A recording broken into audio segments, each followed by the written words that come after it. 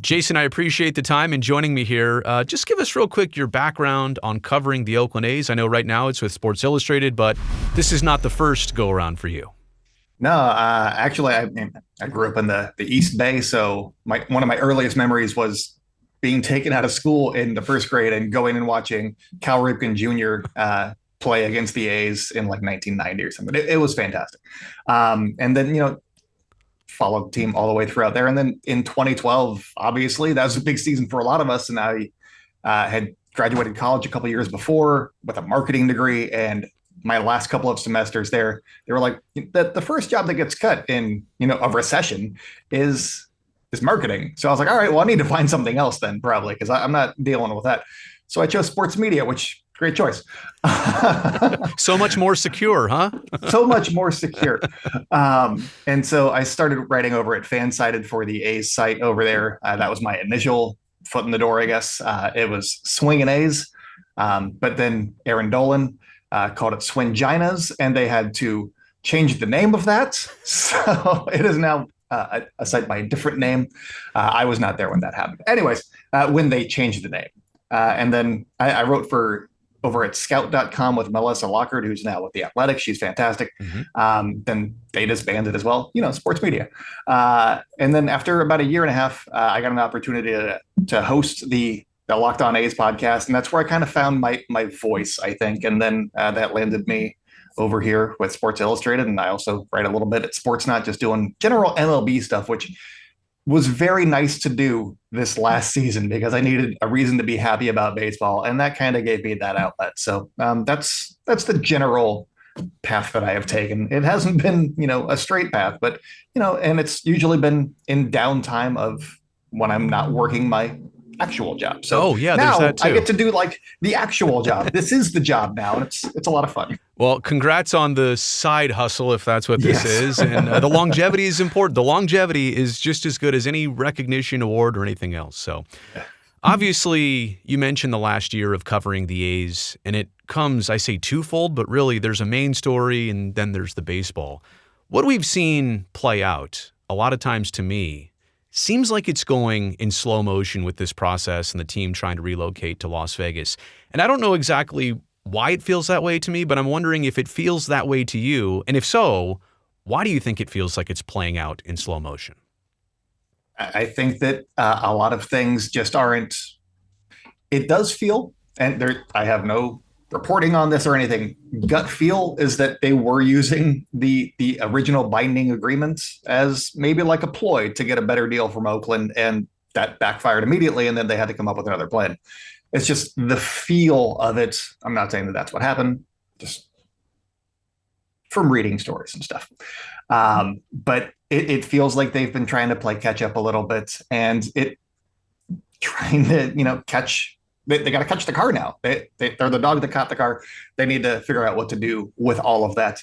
It's moving slowly, but then all of a sudden you get like a lot of news all at once. You got, last week, Ken Rosenthal and Jeff Passan writing articles, and you had the MC at the Las Vegas Chamber of Commerce a week before that, trying to spur the other articles. It's stuff like that where it can come really fast. And obviously Utah entered the conversation in the last couple of weeks. So things can happen fast, but generally it's, we don't hear anything for a couple of months because they're not talking to anybody. And then all of a sudden, here's a bunch of news to kind of say, hey, we're still doing this. So it's interesting. And in fairness, it is a complex and convoluted process. The only other relocation we have to fall back on is the Expos to Washington, D.C. in the early 2000s. But I feel like even that, maybe you could see it coming, but when it actually came time to making the switch, it feels like it was a couple months and that's it. And here we are, multiple months and almost a full year quickly since the A's said that they were going to put all their efforts into Las Vegas. In terms of the work that you do, and I actually want to dive through some of the topics and headlines that you've been covering and kind of get your opinion on what's been in that content, but the appetite for baseball stories for you with the A's versus the appetite for the future and relocation stories, what are you seeing your audience kind of want more of right now? The baseball stuff does not do well at all. So I try not to. I like to talk about it. I would love to just talk about, team previews and all that stuff and talk about the young guys like Geloff and Noda and Brent Rucker, who's amazing. I'd like to talk about those things and find interesting things, but the appeal just isn't there because the fan base is kind of turned off by the franchise right now. So you got to look for other things to write about because that's how I make money. So you have to, look for those things and those avenues to make something that's engaging, that's about the franchise right now. And that the product on the field just generally is not what they're looking for right now. Is it almost the case that if you do too much baseball, and like we're in the middle of the winter and there's been some free agent stuff and winter meetings, so it's a slower time in general, but is it almost the case where if you do too much baseball stuff, it's not doing your work justice? If you only cover the baseball side of things, then that's not really telling the story of what's going on with the franchise, I think, at all.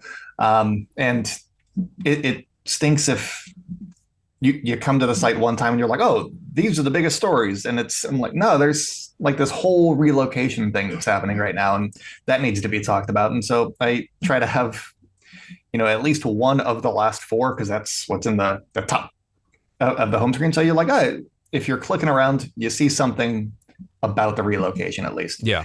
Coming up with those angles is not always easy because, as we just said, it moves slowly sometimes. Yeah. But you got to look for something here, something there, and all that stuff. On to your point, things keep popping up when you least expect them to be news or to be part of this process. And yeah, it's a fine line between covering it and maybe over-covering it or ignoring it on the other side, which I don't think anybody really wants to do right now. Okay, let's dive through some of the recent headlines that you've put out there and some of the pieces and coverage that you've done. One of them says, and I thought this was really compelling, does a path for the A's to stay in Oakland exist? Now, as much as there's speculation on Las Vegas and the complications and difficulties and private financing and referendum votes and 9 acres, like there's a lot of questions there, but it almost does feel like right now maybe the attempt to relocate is actually separate from what A's fans in Oakland hope for, and that's the team staying. Do you see that as being detached, and is that part of your piece here? I think that they are two kind of different things. With the relocation, obviously, the A's want to stay in Vegas. That's their plan, but it seems like they may have some other plans in here that could go, as another future home if Vegas does not work out. Whereas it seems as though from everything that we've seen from the commissioner, the league, the Players Association hasn't necessarily been like anti the relocation yet, which is interesting. And then, just the team itself and John Fisher, just everything that they've been saying and doing doesn't really make it seem like they want to be in Oakland anymore. If they wanted to leave that door open, they wouldn't have, burned Oakland to the ground essentially when after their reverse boycott and all that stuff. You wouldn't have some of the quotes that have come out from these parties if Oakland was, a viable path if things don't go correctly. The two sides aren't even talking right now. And so obviously things can change very quickly, as we've mentioned, but as they're not even talking. There's no communication between the two sides about even a lease agreement to get the A's the RSN money that, they probably want. If they're not even talking about that, then staying in Oakland just doesn't seem feasible. And there's more things that I go over in there. Like, what about this? What about this? And it just seemed like there was a way to get them to not be in Oakland with all of those paths. And so that made me sad. But I had to write it. Sure. Even though it some people were pushed back and were like, well, what about the flip tax? And I wrote a follow-up piece on the flip tax a little bit. And that was more so they made that rule. They can break that rule. It's not that hard. Yeah. I suppose you're right on that. You mentioned obviously the A's either existing or not in Oakland, but how about the A's existing at all? And this came out on Sacktown Sports 1140. And it also was repeated by Casey Pratt that maybe the A's could actually disband for 3 seasons before moving to Las Vegas. And your piece on it, I mean, that is exactly the headline and the title. So what's behind that? What's the reality of that? I mean, I hear it from sources and people I trust, and I don't think they would blurt this out if there was nothing to it. I'm also not here to say that it's an actuality or a reality that's being considered. Where do you see this? It doesn't seem like something that can happen. I mean, it can happen, but the likelihood of it seems to be fairly low. I think that we've seen this with the A's a little bit, is where they'll float something and then see how the public reacts and what kind of, what the reception is for something. And then if they get a good reaction, then maybe they pursue that a little bit more. And I think that that's kind of what we saw a little bit. Obviously, the fans in Oakland did not like that. I don't know that it necessarily got a lot of traction, nationally, but it would make sense for John Fisher. He would not have nearly as many expenses. And as he's trying to save money for, Las Vegas, if that's where they do end up, then he'd save some money there. He wouldn't have much revenue coming in, but he wouldn't have to, lose $40 million as he claimed from 2023 either. So, well, there would be no player expenses, obviously, and that's the biggest part of the A's payroll as a business. I also find it interesting that one of the things Las Vegans love about the Golden Knights is that they were an expansion team. They had an expansion draft. They got to essentially start all their traditions and players and backstories anew. And in a sense, I mean, the A's have obviously been in Las Vegas for a while now. They've heard that conversation down there, that's what Las Vegas loves. And maybe this was a way for them to somehow, as a franchise that's touted with 100+ years of history, like literally start from scratch and be that expansion existence for Vegas. Now, I will say that's part of probably the allure of the A's, but the Players Association would probably have something to say about 40 fewer jobs across baseball at the major league level for 3 full seasons, right? Yeah. Oh, you would have to. Otherwise, they wouldn't be doing what they're meant to do, you would imagine. Yeah. Also, there's all the minor league system players that, what do you do with them? Expand other things. But like, what do you do? Right. Is like Brent Harris not a player anymore? Like they could sign other places, but then they'd push somebody else out. There's a bunch of jobs that would be lost. Super messy. I mean, it's hard to even really go down. Scheduling would be a whole other thing. The divisions, I totally get it. 29 teams for a single season, or three full seasons. Yeah, and the 3 full seasons is at least 3 full seasons is always another part of it. So I guess to sum this one up, it's out there. We've seen stranger things happen, but this one probably not likely to happen.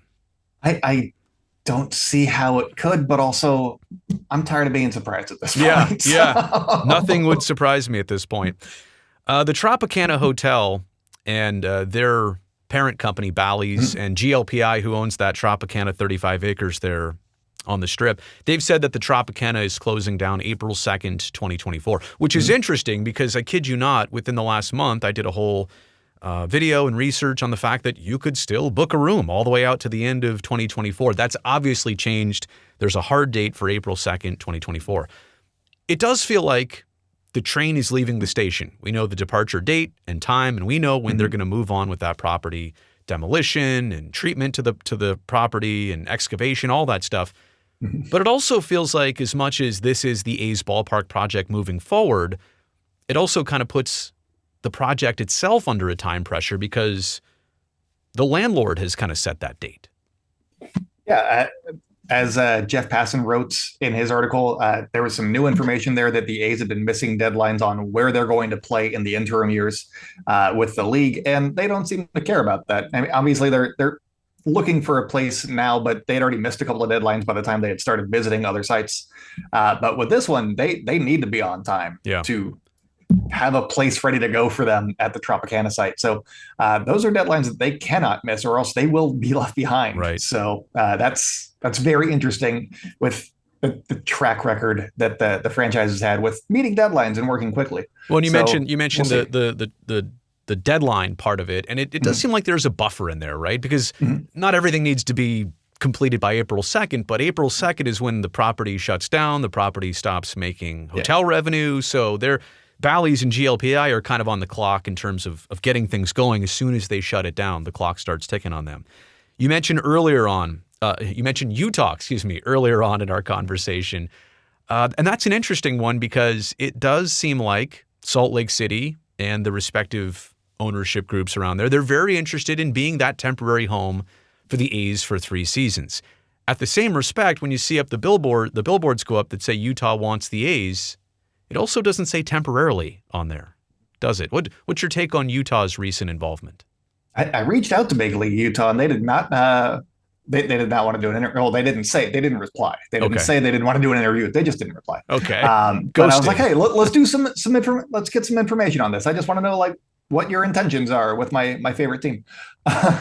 Good for you. Yeah, but they didn't reply. But the just seeing how they are going about this whole thing, it seems like, hey, if everything in Vegas falls apart, we'd be happy to take the A's. And they'd have the new park, not Smith's Park, but I don't think the new one has a name yet. So it's just the unfinished. The Daybreak ballpark that's going to open in 2025 and seat 7,500. That's the long name for it, I think. But they can like standing room only and like extra stands, like 11,000. So there's that. But didn't the A's even average in a very rough attendance year last season? Wasn't their average still? I think it was 10-2. 9 or 10,000. Okay, so we're talking about even sellouts only get you what was already a very rough last year for 3 full years, right? Yes. And no skyboxes, no other amenity type areas. It's possible, and there might be some benefits of being in Salt Lake City. Again, if the ownership groups up there want you to be there, I think in Utah they're going to carve out a pretty lucrative path, let's say. I can definitely see that being a landing spot for the team, both in the interim or perhaps it turns into a long-term solution. Yeah. Again, with the Players Association, how long would they allow them to play there would be the big question at the minor league facility. Because if it's 3 years and they're like, okay, 3 years, but if it's 4, then right. So they'd have to get things moving pretty quickly, you would imagine, even displacing the Salt Lake Bees for 4 years from their potential home. But they would need, their major league ballpark also ready before too long. It's amazing. I was mentioning Salt Lake City back in the summertime, and I was fully focused on Smith's ballpark, seats 14,000. If you figure that's the easy way to do it, and then even that is a surprise to both of us. Like, wait, that's not the Utah ballpark we're even looking at here. Yeah, I was definitely looking at things, and I was like, oh yeah, Smith's, okay, cool. And then I read about it from local, the local stuff in the Salt Lake Times or whatever, and I was like, oh, that's not it. Okay, right, cool. right. Sure was interesting. Let's talk a little bit about the actual 2024 team, but also what it means to the bigger picture of the situation and the franchise moving forward. So they just signed Alex Wood. They just traded for Ross Stripling. And when you add up those two salaries, and a little bit of Stripling's is being paid for by the Giants, a little over $3 million, but that's like $21 million worth of commitment on a team that's about projected to be 50-something. It's like a third of their salary, their total payroll with those two players alone. What do you make of that direction of this year's team? And if they are eventually ramping up, it certainly doesn't seem like the payroll or the roster is going to be any bigger or bolder this year in terms of who's coming in. I think that with each of those players, they're banking on a little bit of a bounce back season. They're going off of their career norms, and hopefully they flip them for prospects at the trade deadline. I think that's what's going on with those guys. I'm interested to see, how new additions like Abraham Toro and Miguel Andujar go, because they've floated around a couple of different spots, had some success at the big league level, but they haven't had like that real opportunity of late. But they've had success, down in the minor leagues. So you go to Oakland, they lost 112 games. Let's see how it goes, kind of thing. So I'm interested to see how those two guys do. Obviously, Gelof's going to be great. Yeah. And Ryan Noda, I think that he was fantastic. Is he going to be a trade piece? Because he is 27, 28 right now. I think he's about to turn 28. And Tyler Soderstrom isn't a backup catcher. And Shale Engeliers is a catcher. So do they flip Noda at some point? There's going to be a lot more moves coming ahead, I would imagine. I don't know for certain, but this is just roster construction in my own head. Sure. And how that works. And also, with the addition of Stripling and Wood, then you got a lot of guys in the rotation that are like fairly solidly in there. And then you got somebody like Luis Medina, who's out of options, who had some flashes, but had like a 5.86, I believe, ERA last season. is he going to get that turn in the rotation for opening day, or is he going to be? Are we going to see what happened to Christian Pache happened to him this year, Right. where they trade him right before the beginning of the season, Right. because they have nowhere for him, and then he can go figure it out somewhere else. So there's probably some moves to be made, some fine tuning to the roster, but I think that a lot of what we're seeing right now is probably what we're going to see come opening day. Well, and it still is interesting. No players yet signed for the 2025 season, which, most teams across the league, they've got a few guys already slotted in for 25, 6 or 7 or way beyond. Like if you're the Dodgers, the only person who is penciled in or inked in for 2025 is manager Mark Kotsay, right? So again, I go back to the theory, and I'm not saying full-blown conspiracy theory, but the whole idea of shutting down operations for 3 years. This is one of those reasons why people look at it and say, well, maybe that is a possibility. If you've already cut down on player contracts for next year, if there are none yet, that makes cutting things off a whole lot easier to do. One kind of last question on the trends across Major League Baseball. The Orioles recently sold. We heard a rumor over the weekend from MLB Network Radio, of all places, that the Los Angeles Angels might be considered for a sale in the near future. Does any of that stuff, and I realize maybe the appraisal of the Orioles and what they sold for, look, the A's have firmly said that this is not what they're going to do, that they have the intention of going to Las Vegas. But I'm wondering if any of those external things have any effect on the A's situation, from your opinion. I don't think so. He's said that he's not going to sell the team for so long that he's kind of baked himself into that corner where he doesn't want to be proven wrong, or like, look what the fans made me do, because that wouldn't help himself. Yeah. But I think with the Orioles, they had the upgrades, I guess, figured out with the city officials there. So state of Maryland. Yeah, it was like $600 million around Camden Yards to improve the area. They just got that approved, and they promised they weren't going to sell the team. And then the Angelos family sold the team. Yes. Yeah. If they had something like that going in Oakland or Vegas or wherever, if they had something like official, then, maybe he would do that. Yeah. There's obviously the flip tax and all that stuff. Yeah.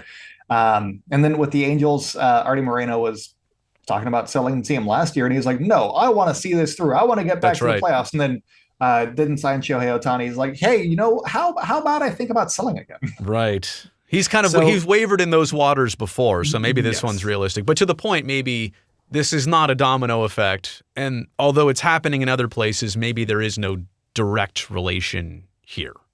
Yeah, I don't see different circumstances are everywhere. Yeah, so, and with the Nationals too, they have talked about selling the team as well, but their deal with Masson isn't apparently attractive to potential buyers. Right. So there's stuff like that. So I don't know that they're necessarily connected. If they had sold for a lot more money, then maybe more enticing. John Fisher would be like, hey, you know what? That $1.2 billion valuation, how about I get 1.5? And then maybe the finances work out better where he doesn't have to bet a ballpark instead before he sells. Last thing here for you, and I think we both agree that the writing is on the wall of what the odds are, right? And you've got public money in Nevada. You've got Major League Baseball owners unanimously approving a relocation. You've got a franchise that's committed to do it. All indications point south, like to Las Vegas for the A's. Yeah. But I don't know that everybody fully feels like it's a done deal yet. Not all the T's are crossed and I's are dotted. For you, and just in your opinion and all your coverage of this and understanding the stories so well as you do, when does it become officially a done deal for you that it's actually going to happen? When they play their first game on opening day in 2042 or whatever. Shovels in the ground, I don't care. That doesn't mean anything because, Tampa Bay had a ballpark built for the Giants. They didn't get the Giants. And the White Sox and the Mariners, they built that ballpark for anybody and everybody, to your point. Yeah. So it's like, you get the ballpark and then something happens. Maybe the funding would still need to be there. But there are other avenues for maybe them not landing there, or maybe they get a better deal in Salt Lake City or something like that. Or there are other places that could happen, I guess. But until they actually play where they're moving to, it's not a done deal. I don't know that means that they're coming back to Oakland because there's a lot that would need to happen for that. But I think that just in general, where they're going to end up they need to play some games there first. Well, Jason, I appreciate the time. And just so everybody knows, you're at least 5 days a week, as far as I can tell, on Sports Illustrated, right? Or is it even 7 sometimes? Oh, it's every day. Yeah, okay, all right. Generally. There is no rest. I didn't want to shortchange you, but no, daily coverage of this situation and of the A's as a team. So I appreciate the balance of what you've been doing and the coverage and the way that you've been keeping people in the loop. I think whether you like it or not, you're for it or not, at least you've been there as a source of reliable information, and appreciate the conversation here. I appreciate you having me, Brady. You've been doing excellent work yourself. And sometimes I go and I'm like, I got that right? Just to make sure. We'll see what Brody said.